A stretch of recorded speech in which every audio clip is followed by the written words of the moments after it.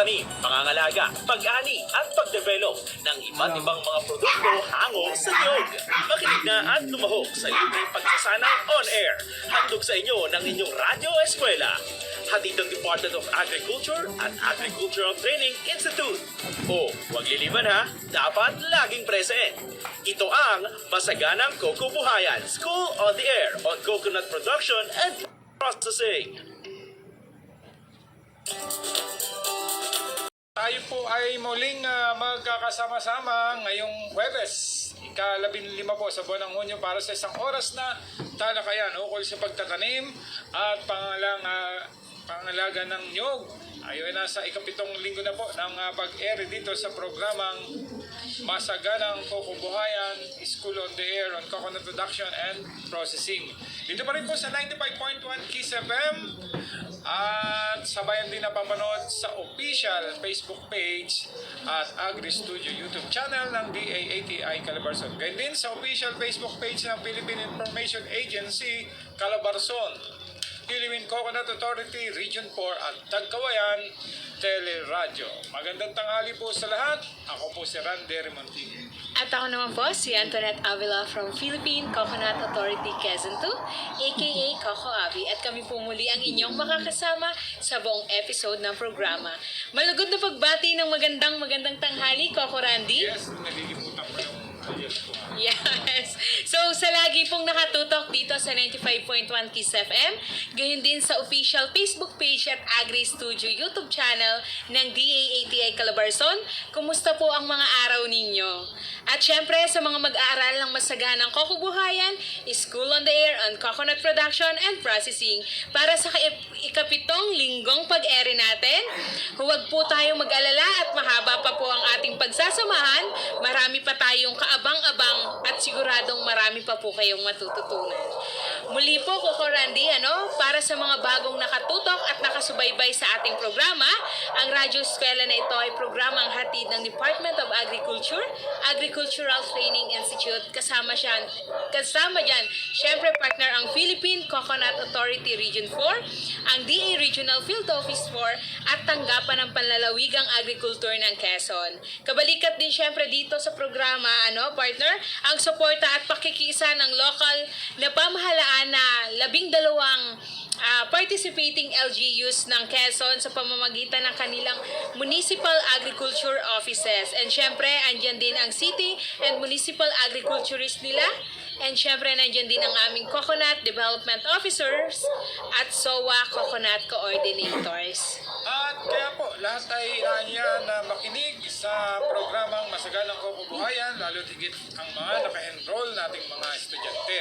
Ang dami nila, nasa higit sa 600. Yes, tama. Para magsimula, matuto at lumago ang negosyo hango sa niyog. Kung kayo po ay may mga katanungan, mga gustong bigyan linaw ukol sa mga paksang tinatalakay, i-text lamang po ang SOA Coconut Hotline na may number na 0969-477-0655. Ayan kailangan pa bang ulit-ulitin yan? Sa palagay ko kabisado na po yan ang lahat. Yan din po ang ating hotline kapag kayo ay may mga katanungan o anumang gustong bigyang linaw ukol sa paksang tinatalakay. Diyan din ninyo isi-send ang inyong kasagutan para sa question of the day. Speaking of question of the day, Coco Abi. Yes. Huwag itong kakaligtaan sa dulo ng ating program at manalo siyempre ng 100 pesos worth of cellphone loan. Ang unang makapag-text na may tabang sagot sa numerong yan, at yan po ang mananalo ng pagpremyo natin. Yes. Ulitin ko lang po yung sa mga nagte-text dito o mga hindi pa nakaka-try mag-text para sumali doon sa question of the day. May susundin po tayong format ng pagte-text. Ang ilalagay nyo kung kayo magpa-participate dyan, syempre yung hindi pong pangalan sa unahan, then yung address po ninyo, barangay, ilagay, ganun din yung bayan. At ang sagot, saka isend po sa 0969-477-0655. O kaya tutok lang sa buong episode ng programa para sa unang makapag-text at makapagbigay ng tamang sagot. Okay, partner, dumako na rin tayo sa kung sino ang nanalo ng question of the day nung nakaraang Friday. Friday. Yes, Oh, nung June Friday, June 9, 2023 ang ating ika-anim na pag-ere, na may katanungang sino ang benepisyaryo na maaaring makatanggap ng scholarship program grant ng TESDA. So, ano po ang ating mga kasagutan dyan? Okay, ang nanalo po, excited na po ba ang lahat? Ang nanalo ay si Miss Roselyn Almanzor ng Barangay Kabatang, Dolores, Quezon. Ang kanya pong sagot ay ang anak ng farmer na enrolled sa NCFRS. Congratulations po sa inyo! Ang DAATI Calabarzon na po ang makikipag-ugnayan sa inyo kung paano ninyo maklaim ang papremyong 100 peso worth of cellphone loan. Siyempre partner, dagdag pa sa pinaka-inaabangang question of the day, ay magkakaroon din po tayo ng maikling pagsasanay o short quizzes ngayong araw. So, pakiready po ang inyong ballpen at papel para sa ating maikling pagsusulit. Yan na pala yan. Yes, partner, ngayon na to. So, magbalik tanaw muna tayo ngayon, Coco Randy, bago tayo tumuloy sa ating talakayan ngayong araw. Nakalipas nating episode. Yes, partner, So, ang CFIDP Training Programs and Farm Schools ni Miss Katrina Alexandra Avila, ang Supervising TESD Specialist ng TESDA Quezon. Sabi niya rito, ang beneficiaryo ng scholarship program o grant ng TESDA ay ang coconut farmers na nakarehistro sa NCFRS at kamag-anak tulad ng anak, apo hanggang sa ika-4 na level ng consanguinity. Partner? Ang apo sa tuhod, pati na rin ang workers at tenants sa Nyugan na kabilang din sa benepisyaryo ng programa. So, napakahalaga po talaga ng ating NCFRS, kaya po dapat ay kayo ay magparehistro na. Ang benepisyaryo ng pagiging scholar ay free skills training din. Free assessment and certification, andyan ang NC2 and NC3 Training Support Fund Allowance sa halagang 160 pesos kada araw. Gayun din ang accident insurance sa 1 taon. Entrepreneurship training at new normal assistance na 1,000 per scholar. Malaking bagay na yun, partner, And syempre, ang kwalifikasyon ng isang benepisyaryo ay kailangan Pilipino, may edad na 18 taon pataas, na naka-enroll sa NCFRS at tutugma sa entry requirements na ibibigay ng training regulations. So, mayroong 12 farm school sa lalawigan ng Quezon na nag-o-offer ng Coconut Farmers Scholarship Program. Ikaw naman, Randy. Samantala, sa ikalawang bahagi nung ating program ay nagbigay ng kanyang pagtalakay si Miss Vera Eliza Hamolin. Kanya pong natalakay dito ang CFIDF training programs at si Miss Eliza ay ang training specialist 3 CFIDP focal person ng DAATI Calabarzon. Last po yan natin last Friday. At kanya naman pong natalakay dito ang lahat ng mga magniniyog at pamilya ay maaaring maka-avail ng mga pagsasanay. Dapat nakasentro sa NCFRS. Ayan, nandito na naman. Yes, napakahalaga talaga. Na pagsasanay at ibang aktibidad ng DAATI Calabarzon sa ilalim ng CFIDF o P. CFIDP, yes. Ito po Number 1, regional training of trainers. May 10 days specialist course on coconut, training on coconut coffee farming system. Sa farmers level trainings naman po ang School on the Air, ito yun, SOA. Training on good agricultural practices for coconut, training on native pig production, training on farm business school, training on native chicken production, training on dairy farm operation and management, training on dairy farm operation and management para sa Gocho Isay sa cattle yung kasunod, at training on coconut cacao farming system. Ayan. Okay, yan po ang mga tinalakay natin nung nakaraang linggo. So, dumako naman tayo, partner, sa paksa natin ngayong araw. Para sa aralin 10 natin, nandyan ang CFIDP Hybridization Operation ni Ms. Marieta C. Perez, ang Project Development Officer 4 ng PCA Region 4. And para sa aralin 11, 11 naman natin, partner, andyan ang CFIDP Hybridization Research ni Dr. Juanito Sangalang, ang technical consultant ng DOST Picard.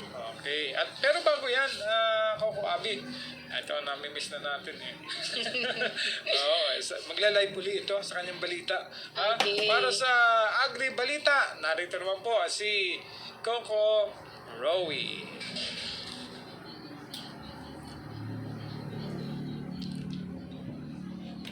Video conference ukol sa coconut hybridization isinagawa.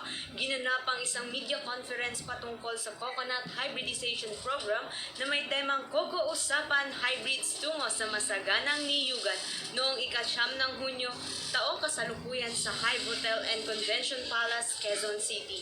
Ang nasabing aktibidad ay pinondohan ng Departments of Science and Technology, Philippine Council for Agriculture, Aquatic and Natural Research and Development o DOST Picard under the Coconut Hybridization Project, Coconut Farmers Industry Development Program o CHP CFIDP Fund. Ang CHP research ay naglalayo na suportahan ang mga pananaliksik sa coconut hybridization upang mapaunlad ang mga hybrid coconut seedlings, farms at nurseries at palakasin ang produksyon ng niyog sa bansa. Dinaluhan ng mga local media partners mula sa telebisyon, radyo, print media at maging ng social media influencers. Ang press conference para maipakalat at maayos na maipaalam sa publiko at sa mga target na benepisyaryo ang tungkol sa mga inisyatiba ng PCA at DOST Picard ukol sa implementasyon ng Coconut Hybridization Program. Nakiisa din ang ilan sa mga coconut farmers mula sa D-Farm, Sycamore Farm, 3DF Farm, at JBN Integrated Diversified Farms na nagbahagi ng kanilang mga kwento ng tagumpay mula sa paggamit ng mga hybrid. Naging pangunahing tagapagsalita naman sina Deputy Administrator Ramon L. Rivera o PCA Research and Development Branch at Dr. Leilani D. Pellegrina, Director of Crop Research Division ng DOST Picard. Kaugnay nito, nagkaroon din ng mini-exhibit sa coconut hybrids at nagpamahagi ng mga IEC materials para sa mga pagpapahalaga at pag-unawa ng mga coconut farmers at media partners nang sa gayon ay maayos nilang maihatid ang impormasyon tungkol sa Coconut Hybridization Program. Ako po si Coco Rowie mula sa Philippine Coconut Authority Region 4 para sa Agri Balita. Mario, magdaw di ano.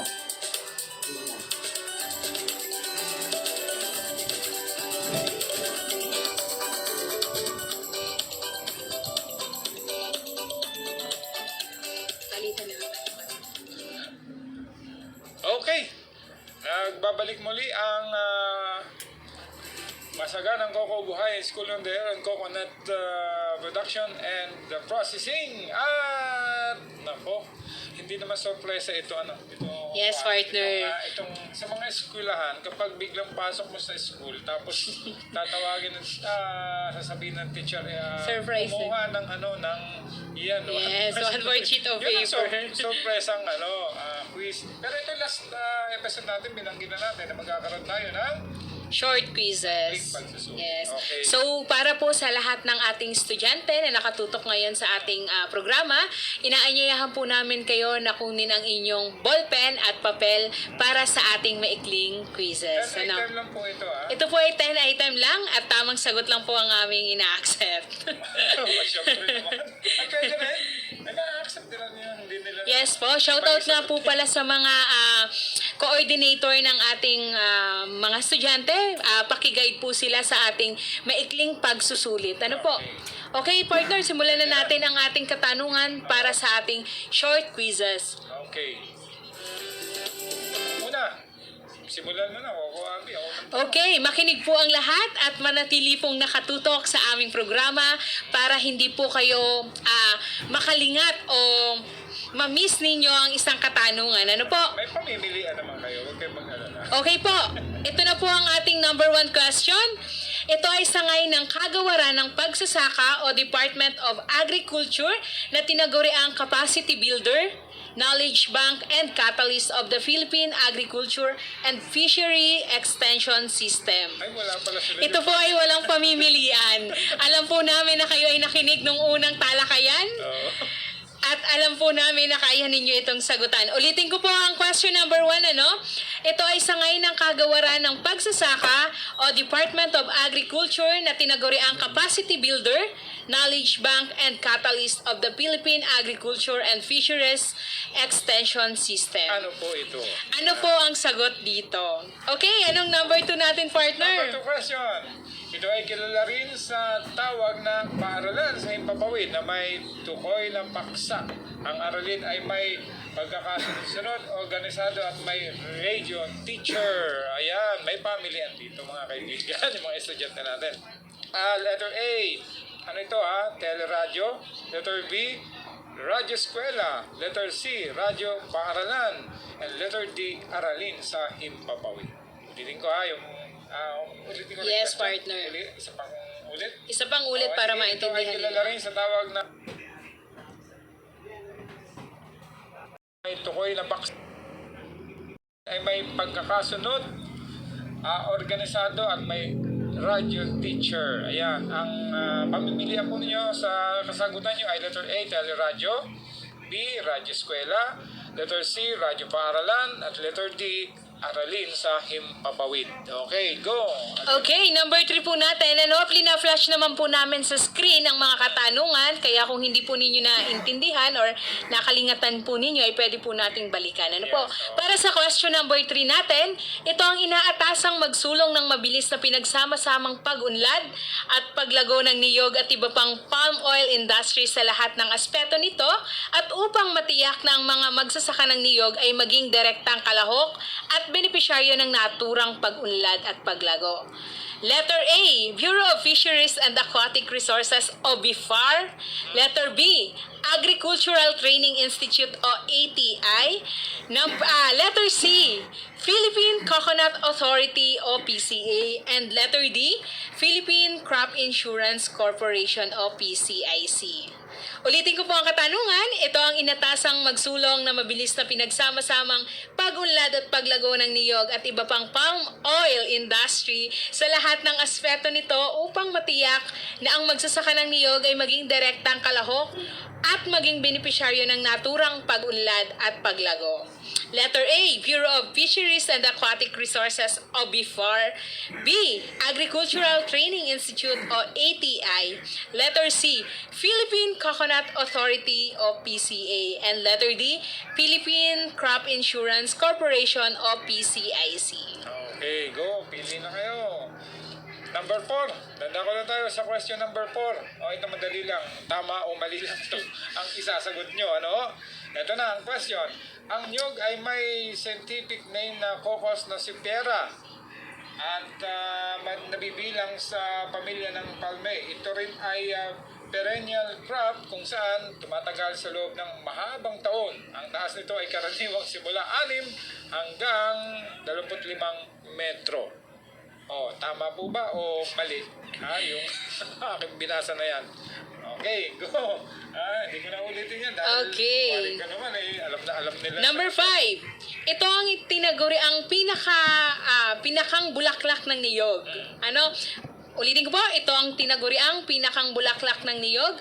Letter A, spadix or inflorescence. B, trunk. C, primary roots. D, leaves. Pili na po kayo ng tamang sagot. Ayan. Okay, anong number 6 natin, Number six. partner? Oo. Ang question number 6, ang Republic Act number blank ay kilala rin bilang Coconut Farmers and Industry Trust Fund Act. Yan. Ito po pamilihan nyo ito.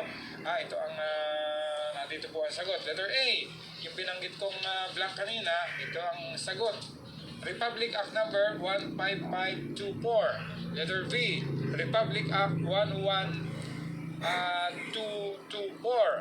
Letter C, Republic Act number 11544. Ako, nagrambulan na to. Letter D, Republic Act number 11524. Ulitin ko ha, medyo nalito kayo.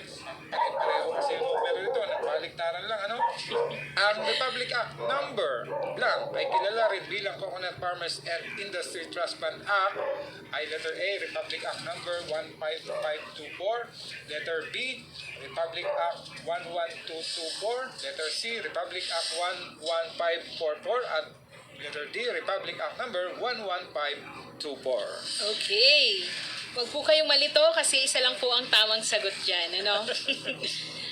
Para sa ikapitong katanungan, alin sa mga sumusunod ang hindi kabilang sa thematic programs na sa ilalim ng Coconut Farmers and Industry Trust Fund Act?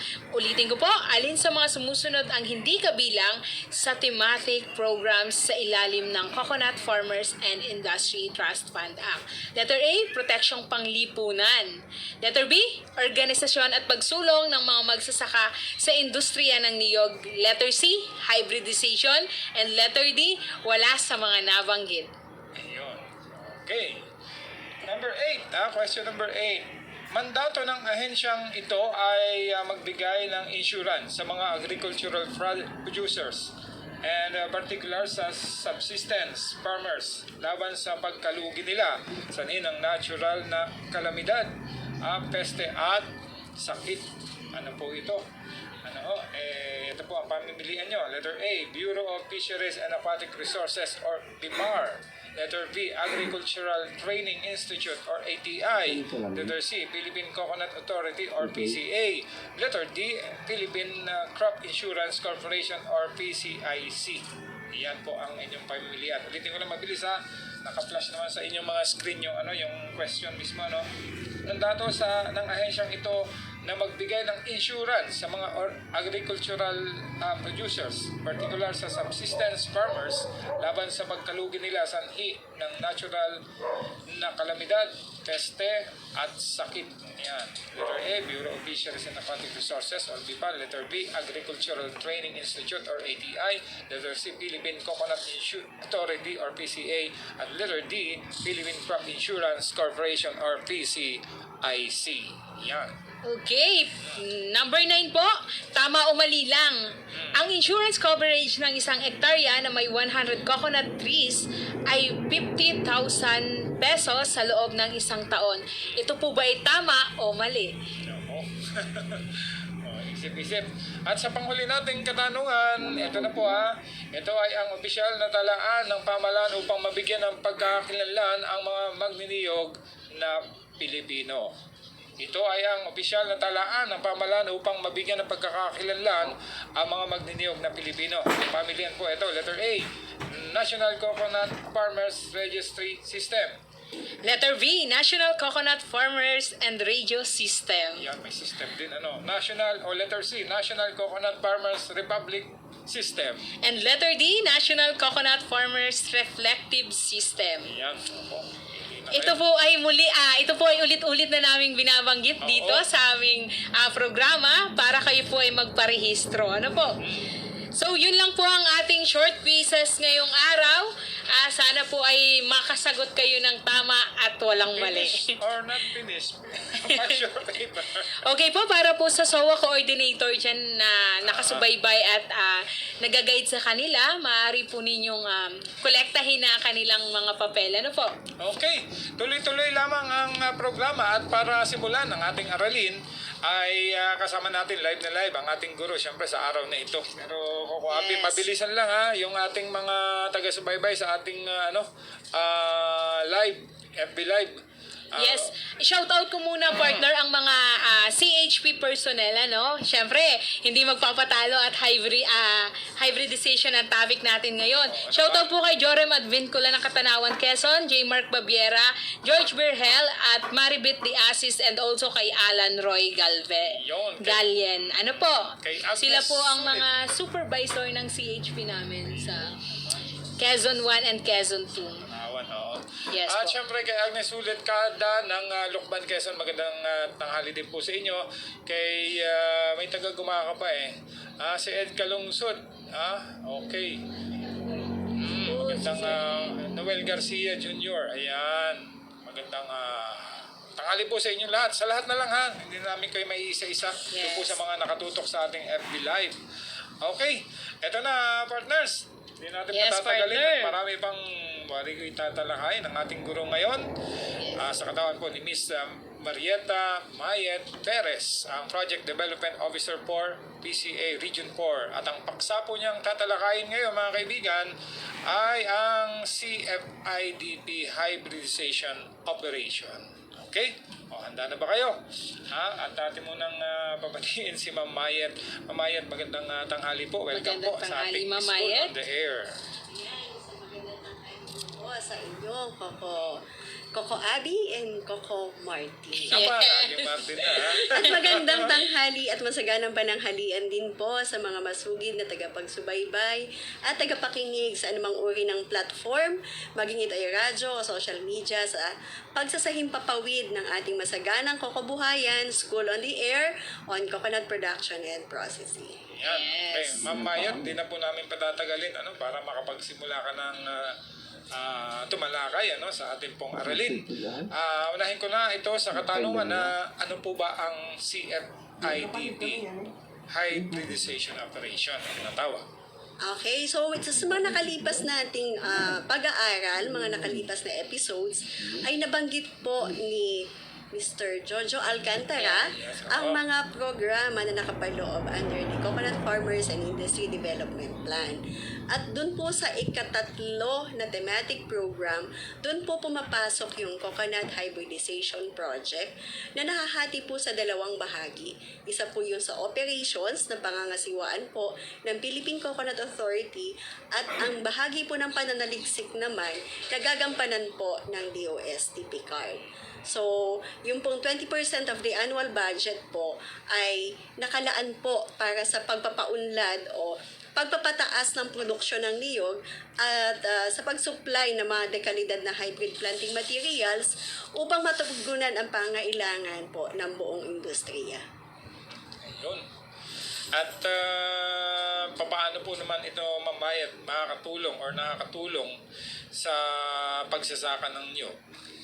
Okay. So, ito pong ating coconut hybridization program ay nahahati po sa 6 na, bago ko sagutin Coco Martin, Coco Randy, ang ating katanungan na kung paano makatutulong ang coconut hybridization program sa ating mga magniniyog at sa kabuuan ng industriya ay nais ko din pong ibahagi sa ating mga kasamang magsasakang nag-aaral na ito pong ating CHP ay merong 6 na bahagi o subcomponent project. So, dahil nga po ang layunin po ay makapagpataas ng antas ng produksyon, yun po yung sinasabi nating ano yung magiging tulong ng project na to, ay naglaan po o in-include po ng Philippine Coconut Authority ang hybrid production, seed farm establishment, communal nursery establishment, strategic planting and replanting, precision farming through fertilization or nutrient support. Ganun din po ang professionalization or professionalizing ng service crew o ng ating mga pollinators, workers, emasculators na nasa ilalim ng CHP. At ito pong 6 na to ay sinusuportahan po ng mga other workers and logistics to support, na tinatawag natin support system to hybridization. So, inaasahan po natin na makamit sa unang 5 taon ng implementasyon ng Coconut Hybridization Program ay yung maipamapa natin at maipacertify po yung mga natitira pa pong mga parental funds o yun po yung mga mother funds na hindi natin na-utilize sa hybridization para po ito ay makaambag din sa papataas ng production ng pwedeng maging source of planting materials na hybrids. Magiging tuloy-tuloy din po ang produksyon o pamamahagi at pagpapalaki sa nursery at pagtatanim ng mga hybrids. Ito nga po ay sa pamamagitan ng communal nursery establishment. At gayon din po, magpapanatili tayo ng mga or paunlarin natin yung ating mga existing seed gardens sa PCA. Meron po tayong seed garden dyan sa Davao, sa Zamboanga, sa Albay, sa Aroman, sa Aurora, sa bahagi ng North. At dito sa atin sa Quezon, meron po tayo sa Caldong at sa Tagkawayan na unang in-establish ng PCARD at PCA even without pa po yung CFIDP na implementasyon. Ito rin po gusto nating makabuo tayo dito, lalo't higit dito sa ating rehiyon, sa Calabarzon, ng pollen processing facility para yung ating mga local tolls maka-identify tayo ng mga posibleng source of pollen para magamit sa ating hybridization program. Patuloy din po yung pagkampanya natin sa mga magsasaka sa pagpapatibay po ng good agricultural practices o yung tinatawag nating GAP certifications. Kasi pag po GAP certified yung farm natin, yung produkto natin mas nagko-command ng higher price. So dito po sa ating CHP na nakapaloob ang 6 na subcomponent project ay nais din natin na patuloy na maisagawa ang pagsasanay ng mga workers, farmers, at saka po maging ang mga empleyado ng DCE. So yun po yung magiging benepisyo natin sa implementasyon po ng ating CHP project. Yes po, Ma'am Mayat. Maraming salamat po. So, nabanggit niyo na po yung mga subcomponents, ano? So, ano po ba yung nilalaman ng kada component na yan? Ayan, ating isa-isahin na, no? Himay-himayin natin kasi baka ang ating mga estudyante o mag-aaral na mga magniniyog ay interesado sa alinman sa aking nabanggit na makasali at maka-avail ng mga programa. Ano po? So, una, nabanggit ko po yung on-farm hybridization. Bukod nga po sa pagpapaunlad ng ating mga existing seed gardens, ano po, na nagiging source ng ating hybrids. Ano? So, sila po kasi may mga existing hybridization program na doon. So, dito po sa atin, sa Calabarzon, ay pumili tayo ng mga mother palm or mga farms siya, mga sakahan ng niyog na dati na pong natataniman ng mga dwarf varieties, particularly po yung Katigan Green Dwarf, Takunan Green Dwarf, Malayan Red Dwarf, Equatorial Green Dwarf. So, yun po yung mga dwarf na naipatanim na natin ng mga nakalipas na panahon. Binalikan po ito ng ating mga coconut development officers, inassess yung purity at tiningnan yung potential capacity ng production. At doon po ay kung siya po ay around 5 to 30 years old na yung puno na dwarf at hindi hihigit sa 5 meters ang height. Bakit po? Dahil nga po assisted pollination yung gagawin nating technology, dapat hindi siya masyadong mataas. At ito po dapat umaani po siya ng hindi bababa sa 8 nuts per bunch. Ano po yung ating mga existing dwarf. Kung ito po ay mga farms na na-identify natin dito sa Calabarzon na may kabuuan po sa ngayon na 4,334 na mga mother palms all over po sa Calabarzon. So majority po nito ay nasa Quezon 1 at nasa Quezon 2. At may mga nakapending po tayo na around 1,300 na puno na kailangan pa ding i-enroll dito sa ating hybridization. Ano po? Ito po mga mother palms na to, nirerentahan po ng PCA sa halagang 3 pesos per puno per buwan. So kung may minimum po na dapat 100 puno lang, may 100 at least, may 100 puno na dwarf na iisa lang po yung variety dun sa farm na yon. Kung Katigan po, Katigan dwarf lang siya, papasa po yung inyong farm na maging rerentahan ng PCA ng halagang 3 pesos kada puno, kada buwan. So, magiging passive income po ito doon sa mga farmer na merong at least 100 dwarf varieties planted sa kanilang sakahan. So, kaalinsabay po nito dahil ito nga po hybridization, on-farm hybridization, kailangan may mga pollen source. Alam po natin na dito sa ating lugar, sa Quezon, sa Calabarzon, ay dominated ng Laguna Toll. So, yun kung may dwarf variety po, ang ating mother palm o ating nanay, yun pong mga pollen source ay tatayong mga tatay ng ating gagawing hybrids. Ano po? So, nag-identify tayo ng mga potential na mga natataniman ng mga local tolls na nag-harvest ng around minimum of 18 nuts per tree per year ang ating mga tall variety. Ano po? At pwede din po ang may edad na 15 to 50 years old. Parang tao lang pala, no, mga kasama, na kapag ikaw pala ay medyo senior, di ka na magandang pagkuya ng similya. So, parang tao lang, ano po. So, alin po, ilan po sa ating mga varieties na recommended, yung Bye-Bye Tall, na matatagpuan po sa Leyte, Bago Oshiro Tol, na matatagpuan sa Davao. At dito nga po sa atin sa Quezon ay yung ating sinasabing Laguna Tol. Initially, ang na-identify po natin na source of pollen ay matatagpuan sa San Juan, Batangas, na sumailalim po sa masusing pag-aaral yung mga potential production capacity, yung kanyang katangian, kung siya baga ay magandang mamunga. So, sumailalim po siya. At na-identify po natin siya as source of pollen materials or pollen po ng gagamitin sa ating hybridization program. So, dun po sa ating hybridization, on-farm hybridization, dumadaan po kasi sa proseso yung ating mga puno na in-identify as mother palm. Ano po? Meron po tayong kung natatandaan niyo po, diniscuss po ni RM June na ang niyog po ay monoecious ang classification ng isang puno.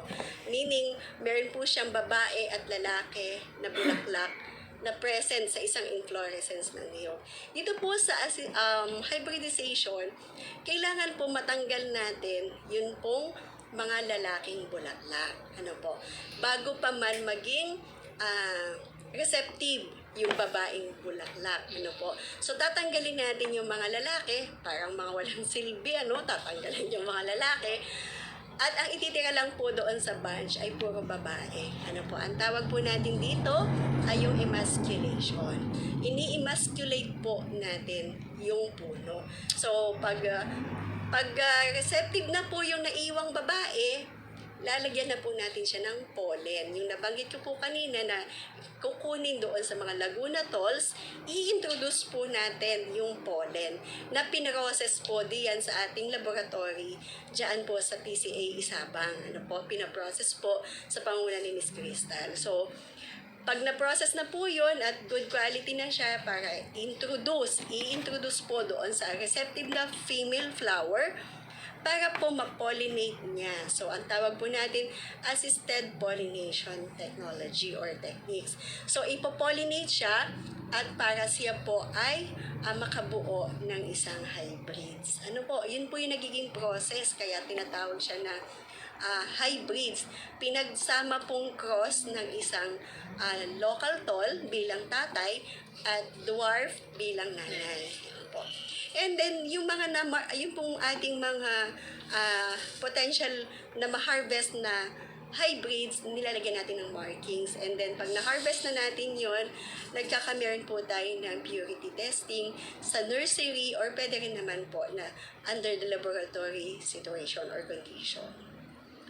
So, ganun po. Ang farmer dito, ang obligasyon lang po ay i-allow ang PCA na i-access ang ating farm. Pwedeng magrekomenda siya ng mga workers na kilala na niya at i-hire ng PCA at panatilihin po ang pangangalaga doon sa kanyang farm. And then, si PCA po ay tungkulin naman po niya na mag-provide po ng inputs kagaya po ng fertilizer, pollen, pag-hire ng workers. So, si PCA po ang magbayad ng workers, ang mag-provide po ng cold storage, kunyari po ref, para po ma-assure na yung pollen po natin ay viable, ano po, at hindi mamatay. At yung kinakailangan po ay makapagpatayo din ng farm shed. mag-provide ng signages para parang a sort of advertisement na rin po natin na meron tayong ongoing project na hybridization sa isang lugar. And i-facilitate din po at ma-coordinate kay PCIC na ang mga puno po na hina-hybridize ay makover ng insurance. So yun po yung sa ating first component program, which is on-farm hybridization. Medyo mahaba, no? Muna pa lang po yun. On-farm hybridization. And then meron din po tayong seed farm development. So sinasabi po kasi natin na parati tayong dependent dun sa supply na dwarf na manggagaling po or tall na manggagaling po doon sa ating mga seed gardens. So nabanggit ko nga po kanina, Zamboanga, Davao, sa Albay, hindi po tayo kumukuha doon, sa Aroman. So para po maiwasan na natin ay maging self-sustaining po yung ating lugar, particularly dito sa Quezon at sa kabuuan ng Calabarzon, para maging self-sustaining po tayo sa source of dwarf or tall materials. Tayo po ay mag-establish ng seed farm dito sa ating lugar na matataniman po siya either na purely dwarf or either purely tall. Ano po? So that later on, sabi nga po, ang mga improved varieties natin ay kayang mag-bear ng fruits on their 3rd or 4th year na mula sa pagkakatanim. So in few years time, at least 4 or 5th year, meron na po tayong pwedeng pang-distribute na pure dwarf or pure tall sa ating mga magsasaka. So ito po, pwede po yung mga at least 5 hectares na land, open area siya, may patubig, malapit sa daan, may security or may peace and order, pwede po yung ating sakahan. And of course, dapat po ay highly suitable doon sa pagtatanim ng ating niyog. Ano po. So far po, seed farm, meron po tayo mga proposed seed farm dito sa atin sa Quezon, sa SLSU, Lukban, and dyan po sa OPA, na property ng OPA sa Santo Domingo, sa Calawag. Meron din po tayong proposal from Macalelon, Quezon, and then 10 hectare po para sa Batangas, sa probinsya po ng Batangas. Ito pong seed farm ay sa saklawan ng MOA na may kasamang use of rock agreement na 25 years namin i-utilize po yung property, tataniman hanggang sa siya po ay makapamunga. So, ang madami pong medyo hindi amenable dun sa kontrata ay yung maglalagay ng annotation ang PCA sa likod ng kanilang title. Na ang kanilang title ay naka-use of agreement with PCA. So, ang magiging counterpart po ng ating proponent farmer or proponent LGU or SUCs ay yung pong mismong land, pero other logistics po, kagaya po ng maintenance, establishment maintenance, planting materials, and all others, labor ay care of po sa PCA. Ayan. Yun. Dadalawa pa lang po yan. Yes, dadalawa pa lang pala, ma'am. Dadalawa So, pa lang. i-continue na po natin hanggang matapos po, Ma'am Mayet. Okay. So, sa ikatlo po ay diyan pumapasok yung ating communal nursery establishment. So, kung mapapansin nyo po, ang coconut hybridization program is very sequential in nature. So, mag-start siya sa production ng niyog, and then in the nursery, and then those na in the nursery natin, i-grow into plantable seedlings, at siya po yung ipapatanim natin sa strategic planting. Ano po? So, sa communal nursery, meron po tayong around 400,000 na ine-expect na dadating magmumula po sa Aroman na seed garden natin sa North Cotabato. At ito po ay ihahanay in the nursery po sa ating mga identified or selected nursery sites ng ating mga PCA provincial offices, at i-house po doon or ihahanay po doon ang ating mga seed nuts para makaproduce po tayo ng good quality planting materials. Ang mga nuts po na ito ay hybrids. Yung mga produkto ng assisted pollination. So, communal nursery establishment. So, Ito po, ang establishment and maintenance care of PCA din po. And then, yung mapuproduce po na natin na planting materials ay will be given free sa ating mga coconut farmers. Libre pong ibibigay. Ngayon, bakit po hybrids? Kasi ang sinasabi po ni DA Mon Rivera, kaya pong mag-produce ng flower after 18 months ng planting, ano, kapag hybrids. So, earlier siya pwedeng mamunga, and kung ang ating mga local tolls na kung saan nag-dominate ng population dito sa ating lugar is local tolls, na nagpo-produce sa atin or nagbibigay sa atin ng at least 50 or 60 nuts per tree per year. Itong hybrids po natin ay can produce as much as high po ng 160 nuts per tree per year. Iba nga po 210 pa. So almost nata-double or nata-triple po yung ating potential production kapag po hybrids ang ating itatanim. Ano po? So ang iwasan lang po natin ay yung kapag naitanim na ay papabayaan na, no? Kasi ito po ay meron dapat TLC, Tender Love and Care, para yung po inaasahan natin na a year of production o yung first year of flowering and yung potential na produce niya ay ma-achieve natin. Ayan.